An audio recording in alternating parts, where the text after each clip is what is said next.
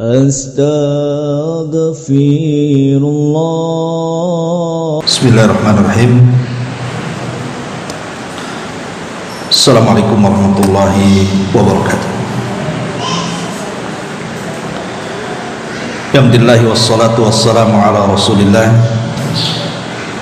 wa ala alihi wa sahbihi wa mawalah wa la hawla wa la quwwata illa billahi wa ba'du. Alhamdulillah, segala puja dan puji hanya milik Allah subhanahu wa ta'ala. Salat dan juga salam kita hadiahkan kepada Rasul kita Nabi besar Muhammad sallallahu alaihi wa ala alihi wasallam. Pembahasan di pagi hari ini kita akan membahas satu tema tentang keajaiban air hujan.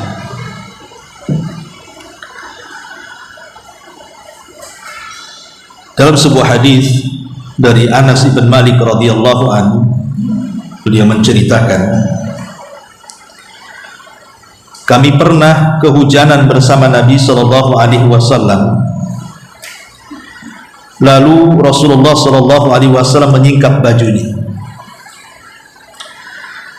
Lalu beliau guyurkan badannya dengan air hujan itu. Qalu, para sahabat bertanya, "Ya Rasulullah, wahai Rasul, mengapa Anda melakukan hal itu?"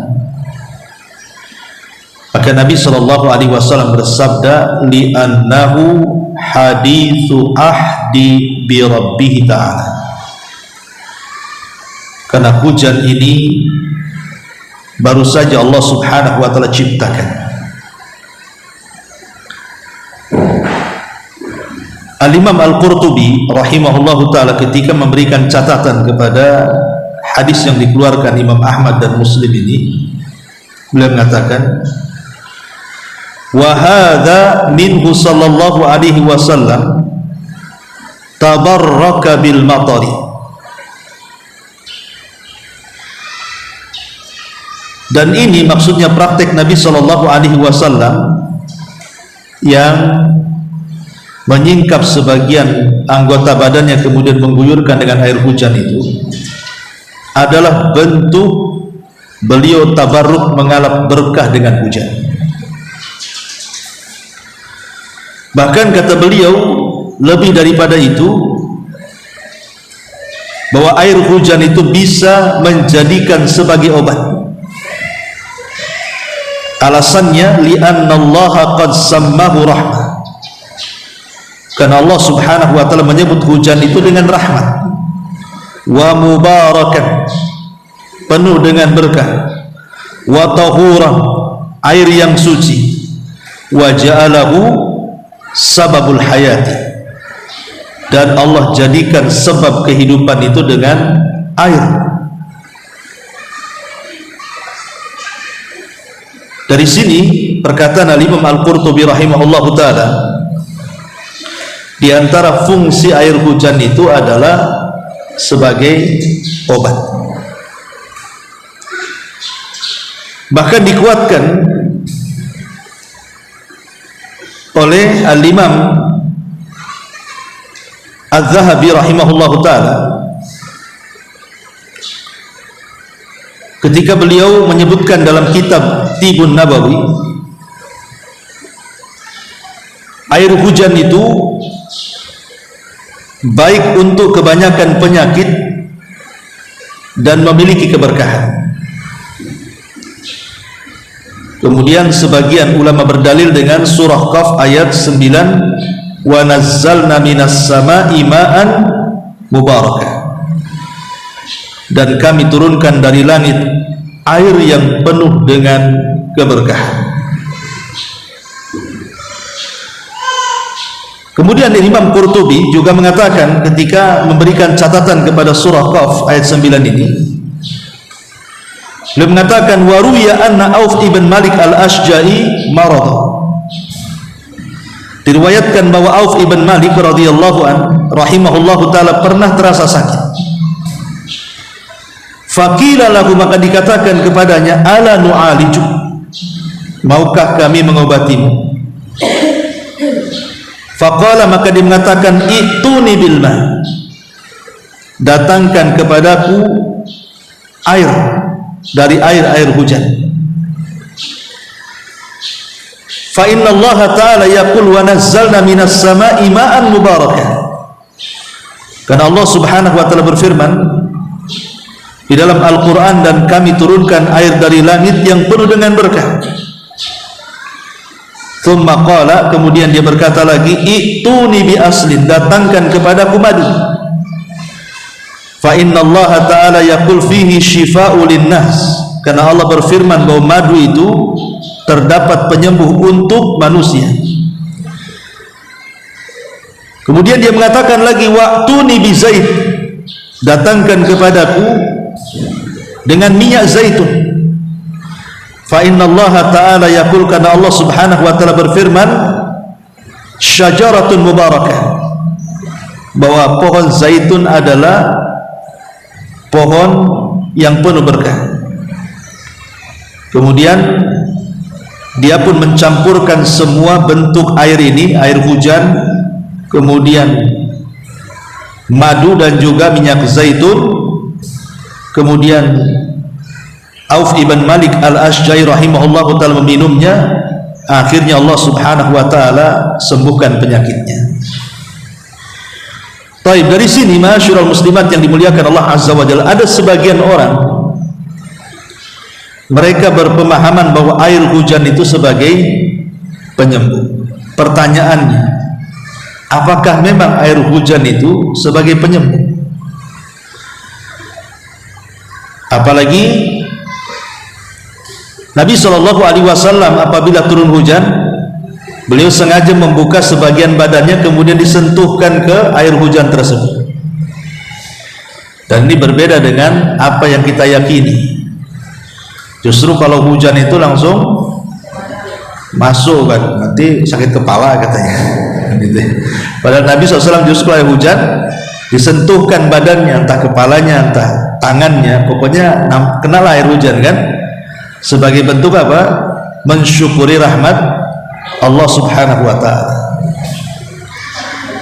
Memang menjadi polemik para ulama soal air hujan ini mengobati penyakit, khususnya penyakit sihir.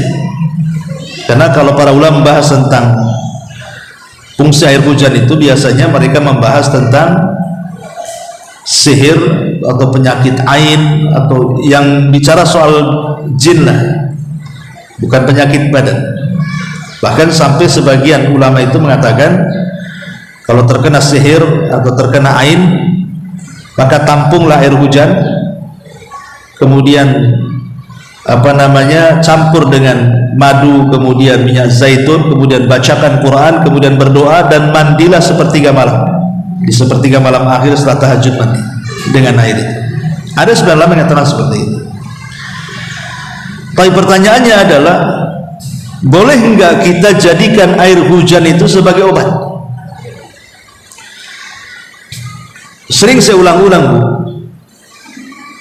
dalam dunia pengobatan itu yang harus dipahami adalah 3 kaidah. Dalam dunia pengobatan apa saja harus dipahami dengan 3 kaidah. Yang pertama, bahwa ada obat-obat itu yang dijadikan obat berdasarkan nas, baik Al-Quran atau hadis-hadis Nabi SAW, bahwa itu bisa mengobati. Contoh umpamanya air zam-zam, kan jelas ya. Kemudian juga hijamah berbekam, habatus sauda, minyak zaitun, itu kan jelas ada nasnya bahwa obat-obat ini memang dijadikan obat berdasarkan nas, baik Al-Quran ataupun sunnah Nabi SAW. Lah yang seperti ini mubah, boleh kita berobat. Soal kemudian ada hasilnya atau tidak, itu terpulang kepada Allah, karena tidak semua obat itu menyembuhkan. Kalau memang menyembuhkan, ya takdirnya sembuh kan. Tapi kalau tidak sembuh, ya mungkin Allah memberikan hikmah lain. Tapi kan kita ada upaya untuk penyembuhan namanya, mencari sebab ya. Ini yang pertama. Yang kedua, ada obat itu tidak berdasarkan nas, memang tidak ada Qur'annya, tidak ada hadisnya, tetapi secara tajribah itu secara pengalaman, setelah banyak diuji dan dicoba, akhirnya bisa menyembuhkan. Seperti herbal, jamu-jamu, itu kan nggak ada hadisnya. Jamu pegelinu apa kan nggak ada hadisnya. Cuman berdasarkan penelitian bahwa kalau minum ini dan sudah banyak dibuktikan sembuh pula pegel-pegelnya kan, maka mubah boleh berobat dengan obat yang seperti ini. Dan yang ketiga, tidak ada nas Qur'annya, tidak ada nas hadisnya bahwa ini obat, juga tidak pernah dibuktikan bahwa ada yang sembuh dengan obat ini. Inilah yang dilarang, tidak boleh. Seperti yang dilakukan para dukun yang membuka praktek pengobatan. Kadang-kadang mereka melakukan praktek pengobatan kan aneh-aneh itu, yang mengandung kesyirikan kan, terkadang harus menyembelih dan begitu seterusnya. Lah ini tiga kaidah ini berlaku pada semua pengobatan.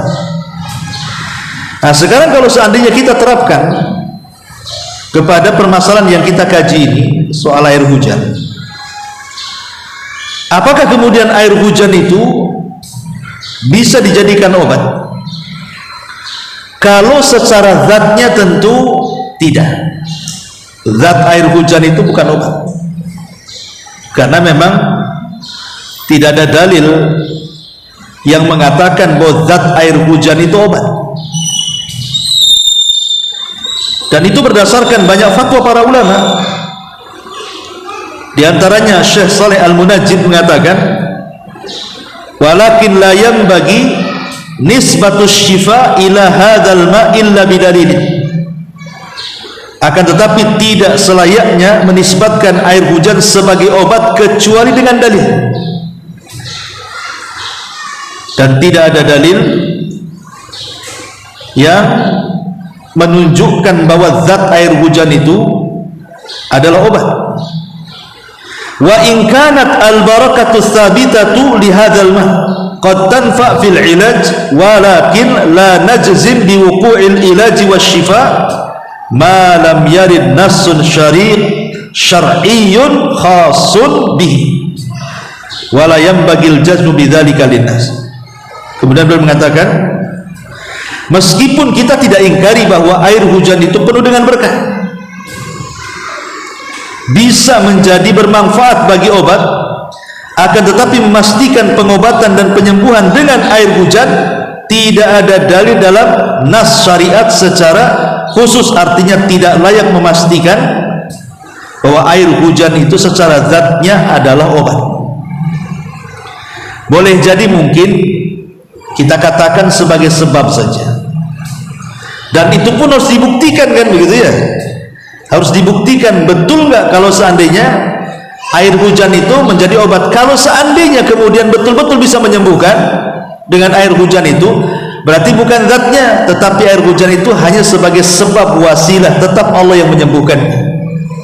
Karena ada juga sebagian ulama ya yang saya dengar itu menceritakan tentang ada orang terkena stroke, kemudian dinasihati untuk menampung air hujan. Kemudian setelah ditampung air hujan itu ya dicampur dengan madu, kemudian dicampur dengan minyak zaitun, kemudian dibacakan Al-Quran dan berdoa, karena doa ketika hujan itu kan mustajab ya, doa ketika hujan itu mustajab. Jadi dia mandi dengan air itu, qadar Allah subhanahu wa ta'ala sembuh stroke. Ada kisah seperti itu. Tapi kan kisah ini kan 1001. Maksudnya 1001 itu kan tidak semua seperti ini kan, begitu ya. Kalau memang zatnya memang bisa menyembuhkan, kan semua orang bisa menjadikan air hujan itu sembuh. Kalau kebetulan kemudian air hujan ketika praktek kepada orang ini sembuh, yaitu karena izin Allah, berarti air hujanlah sebagai penyebab kesembuhan, tapi bukan zatnya. Ma'asyiral muslimat yang dimuliakan Allah Azza wa Jalla, intinya bahwa bicara soal air hujan ini, kita tidak syak lagi bahwa air hujan adalah air yang berkah. Air hujan adalah air yang penuh dengan kebaikan. Dengan adanya hujanlah tumbuh segala sesuatu yang ada di bumi, dan airnya juga bersih dan membersihkan, artinya bisa digunakan untuk wudu, untuk mandi jinabah, untuk macam-macam, kan begitu. Dan air hujan ini air terbaik setelah air Zam-Zam, kata ulama. Air hujan ini air terbaik setelah air Zam-Zam. Ma'asyiral muslimat yang dimuliakan Allah Azza wa Jalla, baik kita masuk sedikit tentang masalah adab dan amalan ketika turun hujan.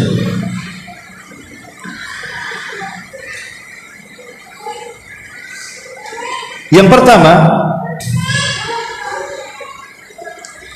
ketika munculnya mendung. Jadi ibu kalau lihat mendung ke langit, maka terkadang ada yang mendung ini kan mengkhawatirkan, gelap segelap-gelapnya, kan kita pernah melihat, aduh kok mendung kok gelap kali gitu ya.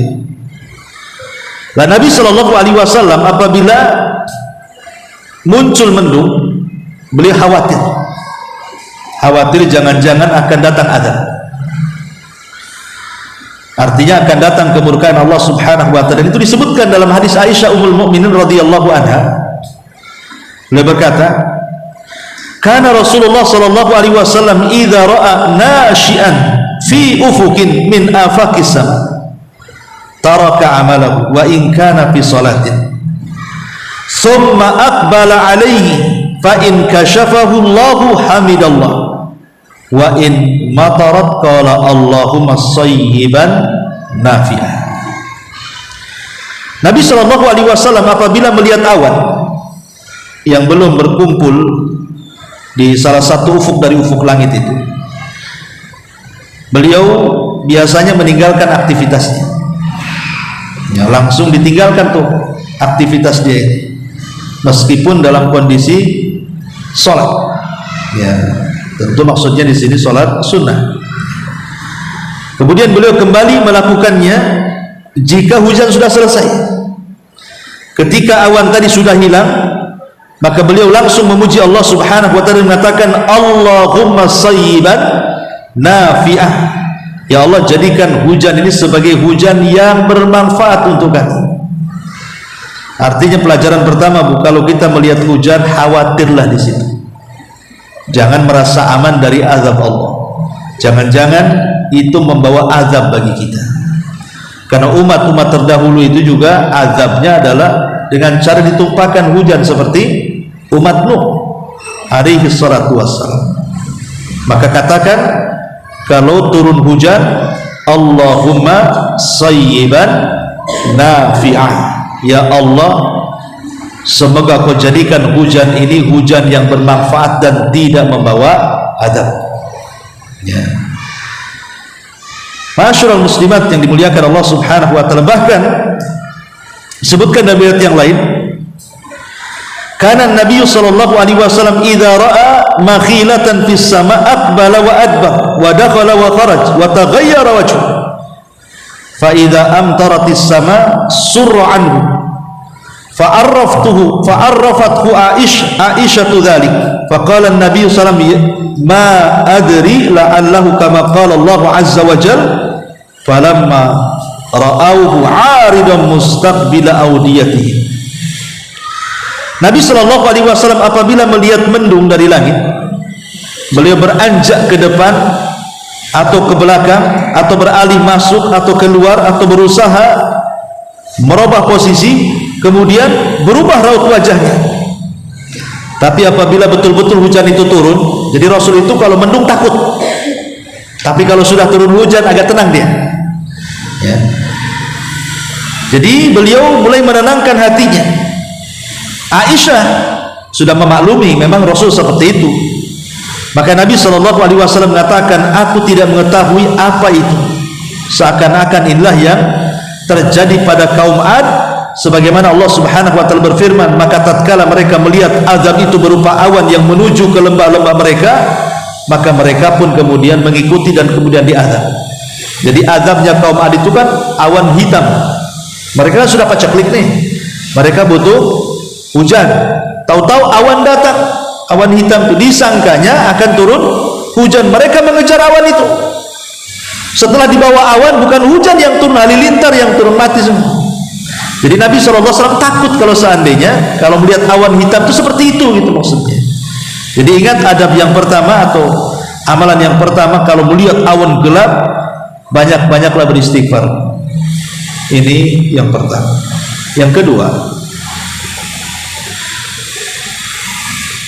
mensyukuri nikmat turunnya hujan. Mensyukuri nikmat turunnya hujan. Karena di banyak riwayat Nabi SAW kalau turun hujan, Rasul berdoa, Allahumma sayyiban nafi'ah. Ya Allah, semoga turunnya hujan kepada kami ini bermanfaat untuk kami. Jadi Al-Khattabi rahimahullahu ta'ala ketika memberikan catatan kepada hadis ini, doa Nabi SAW, Allahumma sayyiban nafi'ah, ya Allah, semoga hujan yang kau turunkan itu betul-betul membawa manfaat kepada kami. Kata beliau, karena air hujan itu adalah karunia dan rahmat Allah. Kalau bukan karena Allah Subhanahu wa ta'ala, kemudian hujan akan gersang bumi ini. Makanya di banyak ayat dalam Al-Quran itu, di antara fungsi hujan itu kan, kalau hujan itu kan airnya ditampung dalam tanah. Lah air yang tertampung dalam tanah itulah akhirnya jadi sumur, kita bisa ambil airnya, jadi minuman pohon-pohon, rumputan dan begitu seterusnya, akhirnya menghijau di mana-mana. Kalau seandainya tidak ada hujan, gersang hidup ini, semua akan mati, manusia pun akan mati. Karena Allah jadikan air itu segala sesuatu, dengan air itu menjadi hidup. Lah bentuk syukurnya kita kepada Allah Azza wa Jalla ketika turun hujan, berdoa, Allahumma sayyiban nafi'ah, ya Allah, semoga hujan yang kau berikan kepada kami bermanfaat. Ini yang kedua. Yang ketiga, turunnya hujan itu kesempatan baik kita untuk berdoa. Kalau turun hujan, ini waktu mustajab doa. Al-Imam Ibnu Qudamah dalam kitabnya Al-Mughni, beliau mengatakan bahwa dianjurkan ketika turun hujan itu berdoa. Karena Nabi SAW mengatakan, utlubu istijabatad du'a inda thalathin. Carilah doa yang mustajab di 3 keadaan. Inda iltiqa'il juyush, ketika berjumpa dengan 2 pasukan. Wa iqamatis salati, menjelang salat dilaksanakan. Wa nuzulil ghaithi, dan saat turun hujan. Ini 3 tempat kalau ibu berdoa mustajab doanya. Ketika berjumpa dengan lawan dalam peperangan, ketika salat mulai dilaksanakan, dan ketika hujan mulai diturunkan Allah Subhanahu wa ta'ala. Dalam hadis yang lain, fintani ma turaddani ad-du'a'u indan nida'i wa tahtal matari. 2 doa yang tidak akan ditolak, doa ketika azan dan doa ketika turunnya hujan. Itu mustajab ya. Jadi kesempatan kalau turun hujan jangan dicela ya. Karena banyak biasanya mama ini suka nyala hujan biasanya. Baru panas sedikit hujan lagi, kapan mau jemur-jemur. Lah ini kan aneh, ini kesempatan berdoa di situ. Di tempat lain alhamdulillah, Bu, di Batam ini kan lain dengan kayak di Jawa atau di Sumatera yang tempat lain lah istilahnya kan. Yang kadang-kadang musim hujannya kan jelas, musim panasnya jelas. Di sini kan tidak jelas. Hujan suka-suka, panas suka-suka kan. Dan perasaan lebih banyak hujan kan itu. Artinya kan alhamdulillah kita hidup di sini itu lebih banyak kesempatan untuk berdoa sebenarnya. Itu waktu mustajab itu. Ya. Ini yang ketiga. Yang keempat, apabila hujan ini sangat lebat, anggaplah mulai ini membahayakan apanya hujannya. Udah mulai banjir, angin pula puting beliung di mana-mana. Udah mulai mengkhawatirkan. Ini 1 hari 1 malam nggak berhenti kan, sering di Batam kan, 1 hari 1 malam, tahu-tahu dengar aja banjir di sana, banjir di sini, atap orang kena angin, macam-macam lah beritanya setelahnya kan. Maka kalau seandainya terjadi hujan seperti ini, ibu lindungi ibu dan keluarga serta orang-orang yang kita cintai, termasuk juga tempat tinggal kita, dengan cara apa? Doa. Apa yang bisa ibu lakukan ketika ada angin kencang, hujan terlalu lebat gitu kan, ini membahayakan, ya bisa berlindung, hanya bisa berlindunglah kepada Allah. Caranya gimana? Allahumma, kita mengatakan Allahumma hawalaina wala alaina, Allahumma alal akam wal jibal waddirab wa butunil audiyati wa manabitis syajar. Kata Nabi SAW, ya Allah, turunkanlah hujan ini di sekitar kami, bukan untuk merusak kami. Allahumma hawalaina wala alaina, ya Allah, hujani di sekitar kami, tapi jangan kau rusak kami. Kemudian Nabi SAW berdoa lagi, Allahumma alal akam wal jibal wat tirab wa butunil audiyati wa manabitis syajar. Ya Allah, turunkan hujan ke daratan-daratan tinggi, gunung-gunung, bukit-bukit, perut-perut lembah, dan tempat tumbuh-tumbuhnya pohon. Kita minta agar hujannya disebar kemana-mana gitu ya, supaya hidup alam ini. Tapi syahidnya di sini Allahumma hawalaina wala alaina, ya Allah, hujani sekitar kami saja, tapi jangan merusak kami.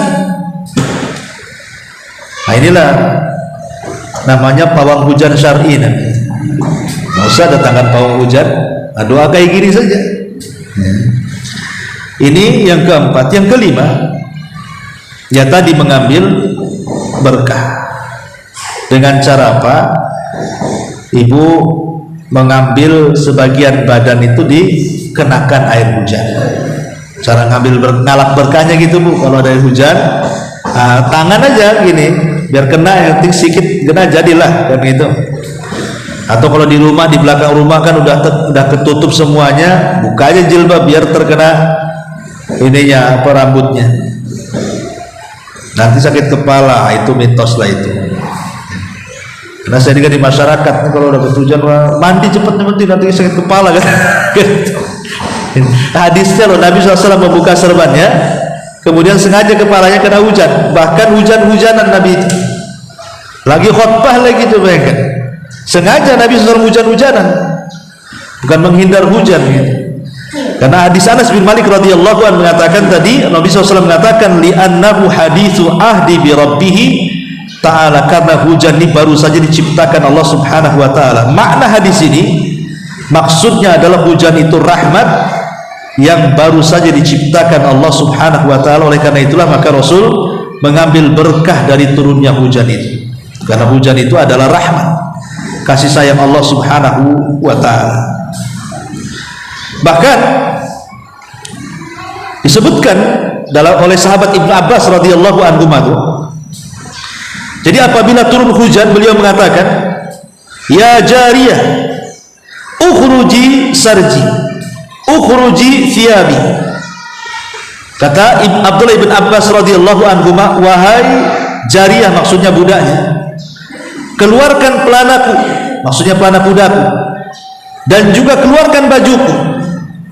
Wa yaqul, dia mengatakan, wa nazzalna minas sama'i ma'an mubarakah, dan Allah telah berfirman, dari langit telah turun air yang penuh dengan berkah.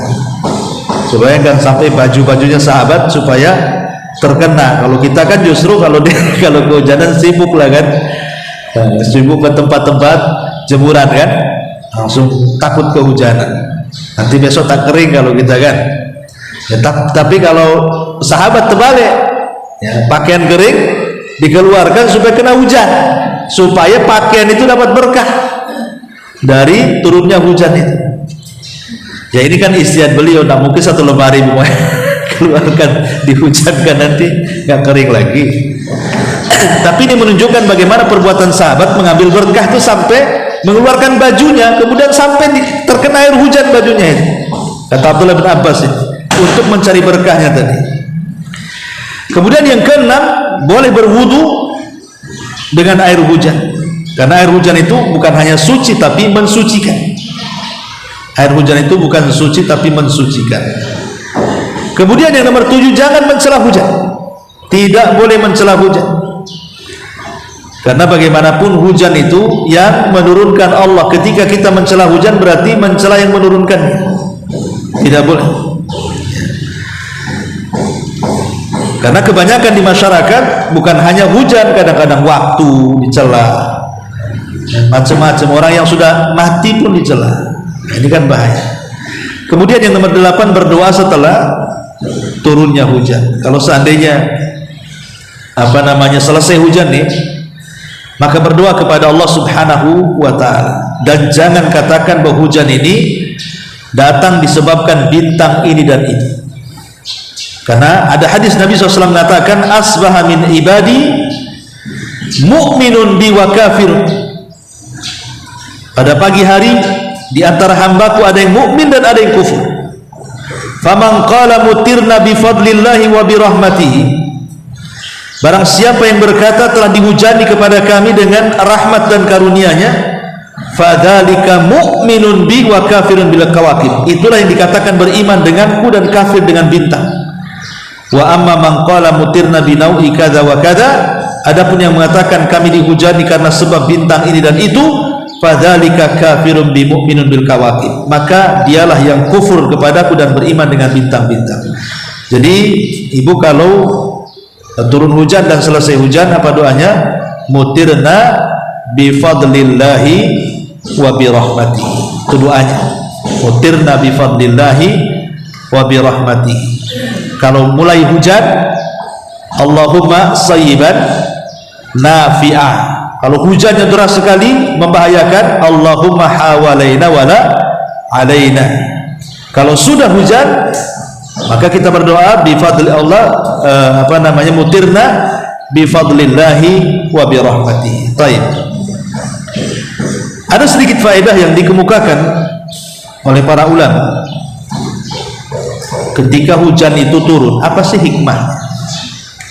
Pertama, hikmah turun hujan itu, kalau kita melihat hujan, merasakan hujan atau hujan-hujan, satu, kita diajarkan untuk mentauhidkan Allah, karena tidak ada yang bisa menurunkan hujan kecuali Allah. Dua, berbaik sangka kepada Allah. Berbaik sangka kepada Allah bahwa hujan ini untuk kebaikan kita. Jangan berburu sangka, karena kebanyakan orang berburu sangka.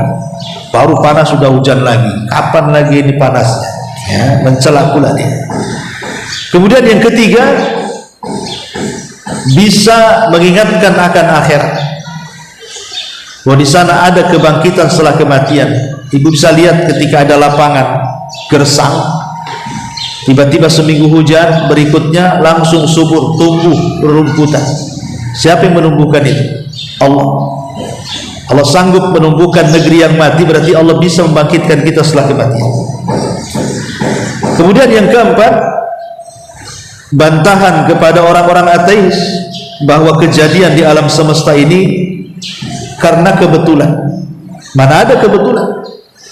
Semua peristiwa itu ada yang menggerakkan, ada yang mengatur, ada yang menguasai dan menciptakan. Dialah Allah Subhanahu wa ta'ala. Kemudian yang kelima, betapa kuatnya Allah dan lemahnya kita. Ketika ada hujan deras, banjir di mana-mana, siapa yang bisa menghalangi banjir? Bahkan di negeri kita, di ibu kota, di Jakarta aja, dengan udah triliunan uang itu untuk mengatasi banjir, tetap aja banjir, karena kita lemah. Allah yang kuat. Ya. Kemudian yang keenam, betapa Allah tidak butuh dengan selain Allah.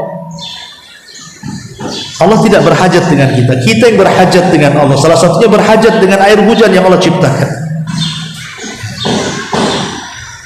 Jadi itu harus dipaham. Ini dari segi hikmah tauhidnya. Dan ingat bahwa turunnya hujan itu termasuk kunci kegaiban. Hanya Allah yang tahu. Nggak usah kemudian sibuk ngundang-undang pawang supaya tidak hujan. Kalau Allah takdirkan tidak hujan, tidak akan hujan. Kalau Allah takdirkan hujan, mau 1000 pawang pun tidak akan bisa menghentikan hujan. Karena Allah mengatakan dalam surah Luqman ayat 34, Innallaha indahu ilmus sa'ah wa yunazzilul ghaitha. Sesungguhnya Allah hanya pada sisinya pengetahuan tentang hari kiamat, dan dialah yang menurunkan hujan. Tidak ada yang tahu kecuali Allah Subhanahu wa taala. Makanya Rasul mengatakan miftahul ghaibi khamsun, kunci kegaiban itu 5. La ya'lamuha illallah, tidak ada yang tahu kecuali Allah. La ya'lamu ahadun, tidak ada satupun yang tahu yang terjadi esok hari. Ma yakunu fil satu. Wala ya'lamu ahadun ma yakunu fil arham, tidak ada yang tahu bagaimana peristiwa yang akan yang ada dalam rahim seorang ibu. Bayi yang ada di rahim ibu itu kan kita tidak tahu apakah dia terlahir hidup atau mati, atau panjang umurnya atau tidak panjang umurnya, atau bahagianya atau celakanya, rezeki, tidak ada yang tahu kecuali Allah. Yang ketiga, kata Nabi SAW, wala ta'lam nafsun madza taksibu ghadan, apa yang terjadi besok hari kita tidak tahu. Yang keempat, wa ma tadri nafsun bi ayyi ardin tamut, di negeri mana kita mati kita tidak tahu. Boleh jadi kita lagi safar kemana, kecelakaan, kita tidak tahu di negeri mana kita meninggal. Dan yang terakhir, wa ma yadri ahadun mata yaji'ul matar, tidak ada seorang pun mengetahui kapan turunnya hujan. Karena turunnya hujan itu kegaiban. Betapa banyak kita lihat awannya udah gelap, tahu-tahu tak jadi hujan, ya kan? Karena memang pengetahuan hujan itu dari Allah. Kemudian yang harus dipahami bahwa ada malaikat yang bertugas, yang ditugaskan oleh Allah Subhanahu wa taala memang untuk menurunkan hujan, kan itu. Malaikat itu namanya siapa? Mikail. Sebagaimana hadis Nabi sallallahu alaihi wasallam ketika Rasul bersama Jibril, kemudian Nabi sallallahu alaihi wasallam bertanya tentang malaikat Mikail kepada Jibril, maka Jibril mengatakan qalan nabat wal qatar, ditugaskan mengurus tanaman dan hujan. Artinya malaikat yang ditugaskan untuk menurunkan hujan dan juga menumbuhkan tanaman adalah Mikail, ya. Dan ingat, turunnya hujan loh sudah ditulis Lauhil Mahfuz 500 tahun sebelum Allah menciptakan langit dan bumi. Turunnya hujan. Jadi tidak perlu kemudian kita sesali. Memang ini sudah ditulis gitu kan, pokoknya Allah takdirkanlah hujan deras, akhirnya banjir, peralatan kita semua akhirnya rusak, atau mungkin rumah kita naudzubillah rusak gitu kan. Gak bisa kita salahkan hujan. Hujannya sudah ditakdirkan Lauhil Mahfuz, sehingga kita harus pasrah dengan takdir Allah Subhanahu wa ta'ala. Makanya disebutkan bahwa kita disuruh untuk berlindung dari hujan kalau sudah mulai membahayakan. Tapi kalau seandainya tidak turun-turun hujan, terbalik nih, kita pengen hujan tapi tak mau hujan, udah kekeringan, udah sumur, udah kerong kelinting, udah nggak susah air kan. Maka kalau sudah seperti ini berarti harus banyak istighfar. Kemudian lakukan sholat istisqa, ya. Tapi yang paling penting adalah sebab tidak turun hujan itu karena dosa. Kalau seandainya orang banyak dosa tapi masih turun hujan, itu bukan untuk manusia, itu untuk binatang. Manusianya nebeng saja. Dan itu berdasarkan hadis Nabi SAW, ya, ketika kemudian orang itu sudah mulai mencegah zakat dan sedekah mereka, kecuali Allah akan cegah hujan kepada mereka. Kalaulah bukan karena binatang, tentu mereka tidak akan dihujani, kata Nabi, ya. Jadi perbanyak istighfar kalau memang tidak turun-turun hujan. Adapun kalau seandainya ada suara geledek ataupun suara petir, kalau ibu kan hujan kok ada suara petir, suara petir ini Syekhul Islam Ibnu Taimiyah mengatakan dalam hadis yang marfu sampai kepada Nabi SAW pada riwayat At-Tirmidzi dan selainnya. Jadi Nabi SAW ditanya tentang ar-ra'du. Ra'du itu petir. Maka Rasul mengatakan malakun minal malaikati muwakkal bis-sahab ma'ahu maghariqa min narin yasuqu biha as-sahab haitsu syaa Allah. Ar-ra'du maksudnya petir adalah malaikat yang diberi tugas mengurus awan, dan bersamanya pengoyak dari api yang memindahkan awan sesuai dengan yang dikehendaki. Jadi ada seorang malaikat bawa pecut api, Itulah yang kemudian menggiring awan ke tempat yang akan dihujani. Jadi kalau ada petir berarti ada malaikat yang menggiringnya di situ dengan pecut apinya. Nah, kalau sudah seperti ini, ya maka hujan ini adalah sebuah nikmat. Dan kalau seandainya ladang-ladang kita, sawah-sawah kita terairi dengan air hujan, berarti harus bersyukur dengan cara apa? Keluarkan zakat pertaniannya di situ. Dikeluarkan zakat pertaniannya kan? Karena dulu kata Nabi SAW dalam Sahih Muslim, ada seorang anak muda berjalan di pematang sawah. Tiba-tiba kemudian mendengar suara dari balik awan tuh. Suaranya mengatakan, "Isqi hadiqata fulan." Hujani kebunnya si fulan gitu. Anak muda ini heran, kok ada suara dari atasnya. Rupanya lihat ada awan berjalan, diikutilah awan itu. Karena di balik awan itu ada yang ngomong seperti itu, hujani pohon si fulan, hujani kebun si fulan, hujani tanaman si fulan. Diikuti sampailah ke sepetak kebun, dan hanya di situ saja hujannya. Padahal tanah di sekitar banyak, tapi tidak kemana-mana, hanya di sepetak tanah itu saja. Kan ini peristiwa aneh. Masa hujan di sepetak tanah saja, kayak orang lagi nyiram. Setelah kemudian selesai hujan, ditunggulah siapa pemilik. Setelah kemudian datang pemiliknya, ditanya siapa namanya. Rupanya namanya sama dengan disebut di atas. Kemudian dia mengatakan, apa yang menyebabkan ladangmu kok bisa dihujani, yang lain tidak gitu. Dia pun bingung. Nah, kok bisa? Saya tidak tahu. Cuma dia mengatakan, aku ini kalau selesai panen dari ladangku ini, buat jadi 3. Sepertiga aku sedekahkan, sepertiga aku kembalikan ke ladang sebagai modal, dan sepertiga aku makan keluargaku. Itu saja. Nah, berarti kalau kita ingin terus diberikan berkah dengan hujan ini, ya khususnya bagi para petani, kan mereka tidak ngairi, sudah diairi Allah kan, bersyukur dengan dikeluarkan zakatnya. Ya, wallahu alam. Inilah yang berkaitan dengan hujan. Ya sudah, nggak ada ditanya jawab, kelamaan. Subhanallah bihamdika, asyhadu an la ilaha illa anta, astaghfiruka wa atubu ilaik. Allahu ta'ala.